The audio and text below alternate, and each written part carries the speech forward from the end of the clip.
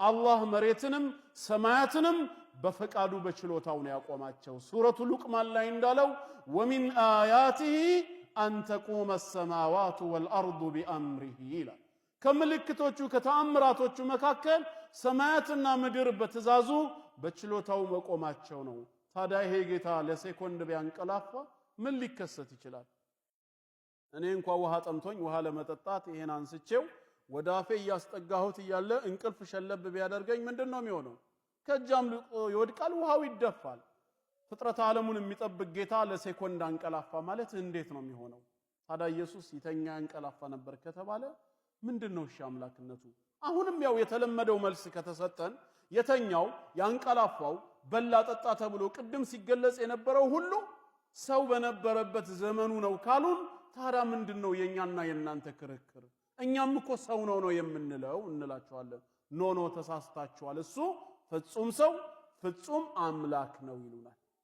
በመጀመሪያ ደረጃ ፍጹም ሰው ፍጹም አምላክ የሚል የመጽሐፍ ቅዱስ ጥቅስ የለም። አንድ ሁለተኛ ትርጉሙ ሳይጋጭባችሁም ወይ ነው የምንላቸው። እንዴት ካሉን ፍጹም ሰው እኮ ማለት አምላክ አይደለም ማለት እኮ ነው ትርጉሙ ራሱ። ከ100% ምንድነው ሰው ነው። ፍጹም አምላክ ነው ማለት ደግሞ ሰው አይደለም ማለት እኮ ነው። ታዲያ ፍጹምም ሰው ፍጹምም አምላክ ነው። ይሄን ስንል ደግሞ ብዙ ጊዜ ምን ይሉናል? አንተ ይሄንን የምታስበው በሰውኛ ጭንቅላት ስለምትመረምረው ነው። በሰው ጭንቅላት እየመረመርክ ከሄድክ መጽሐፉ እንደሚለው ፊደል ይገላል ነው የሚለው። እሺ በምን ልመርምረው? ሰው ነኝ፣ የተሰጠኝ የሰው ጭንቅላት ነው። አንተ የገባህ ምን አይነት ጭንቅላት ተሰጥቶ ነው ታዲያ ላንተ? ይሄ እኮ ፍትህ አይደለም። የገባውን ማስረዳት አለበት። ቁርአንን አምላካችን አላህ ያወረደው ሰዎች ሁሉ እንዲረዱት ነው አይደል? ሙስሊም ይገባዋል፣ ሙስሊም ያልሆነ አይረዳውም የሚል ነገር የለም ከጀርባው ሌላ መልእክት ከሌለው በቀር። እኔ አንብቤ እንደገባኝ ወገኔም ማንበቦት ሊረዳው ይችላል፣ ከኔም በላይ ሊያውቀው ይችላል። ያልገባው ነገር ካለስ ጠይቆ እኔ ከገባኝ ላስረዳው ይችላለሁ። ነገር ግን ሄጄ ስጠይቀው ይሄ ሚስጥር ነው ላንተ አይገባህም ካለ ምንድነው ታራ ሰበካው? እሺ እኔ ስጠይቀው ጥቅስ አውጥቼ ስወያየው ካንተ ተሰውሮብሃል ላንተ አይገባህም ይለኛል። እሺ ካለገባኝ ምን አረጋለሁ ስለው ኢየሱስ ጌታ ነው እመን ትድናለህ ይለኛል። ኧረ እሱም አይገባኝም። ሰበካው ይገባኛል ማለት ነው። ስሰበክ ሲነገረኝ ይገባኛል። ግን አልገባኝም ብዬ ጥቅስ አውጥቼ ስጠይቅ ግን ኖ አይገባህም እባላለሁ። ለምን?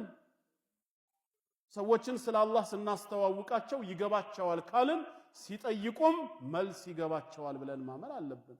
አይ አንተ ለመቀበል አትፈልግም ይልሃል። ስለ ልቤ ማን ነው አንተን ዳኛ ያደረገ?